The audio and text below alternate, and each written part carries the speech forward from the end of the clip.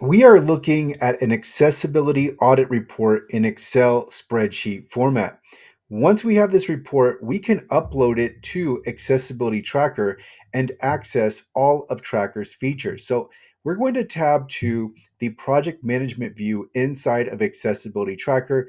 And what we can see are some really nice accessibility analytics that help us gauge how far along we are with our project. So here we can see there are 74 total issues. We can also see that 10 issues have been fixed.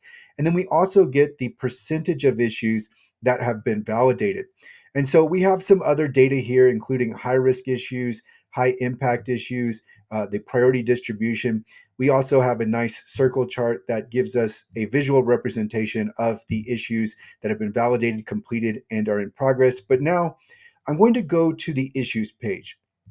And when we go to the issues page, what we really have here is the accessibility audit report transposed inside of accessibility tracker. And so what shows up is we do get these initial numbers here. We've got the total number of issues, the number of open issues, which is 60. We can see the number of issues in progress, fixed, and validated. Scrolling on down further, we have a card where we can filter issues by different criteria. So here we can see that we can sort by, or we can filter by priority level, we can filter by issue status, WCAG standard, location of the issue, and who the issue was assigned to. So we can look at really the accessibility audit report by any number of different views. But then we're going to scroll down, and then we have really the table here with all of the accessibility issues. And we can see there are several different columns. And for many of these columns, we can actually sort the issues by the column. So we can sort by issue location, we can sort by the issue status, we can sort by priority. So this is where we assign a custom priority within our organization. We're assigning this priority to these different issues. So we can sort by high, medium, and low. We can assign the status and sort by that status. So we can sort by completed, validated, in progress. And then there are two formulas that are built inside of the accessibility tracker, the accessibility tracker project issues table. And so you can sort by one of these two prioritization formulas. One formula is user impact, and the other is risk factor. And this is speaking to the website accessibility litigation that is ongoing inside of the United States.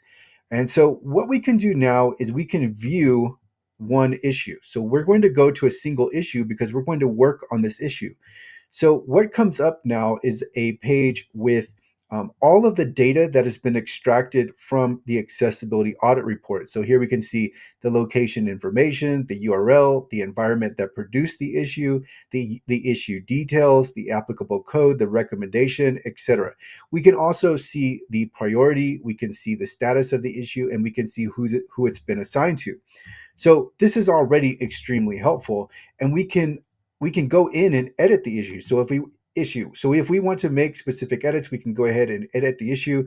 We can even add notes in here, so we can create a comment log so we can know where the issue has been left off by a given team member. And then we can even see that there's a timeline. So there's some we can it's really nice that we can go ahead and edit the issue if we need to. But I'm going to go ahead and cancel that, and what we're going to do now is we're going to analyze the issue with AI. And what you will see is there are 5 different AI tools that we can choose from. So for now, I'm just going to focus in on these first 2 AI tools, which are Simplify and Explain and Detailed Technical Answer. So I'm going to generate analysis for the Simplify and Explain. And it takes a few seconds to load because we're not streaming the answer like you'll come across with most LLMs.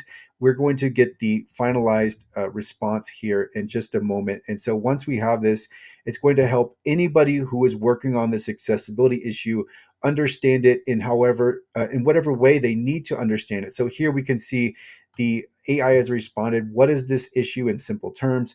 What does it matter for users with disabilities? How does it affect different types of users? And so there's a lot of efficiency here. And one very simple way that this is more efficient is we're not having to, all of the issues, all of the tools are pre-prompted, and it's working from the data from the Excel spreadsheet. So we are the AI already knows all of the background information for this accessibility issue. So that's all been taken care of.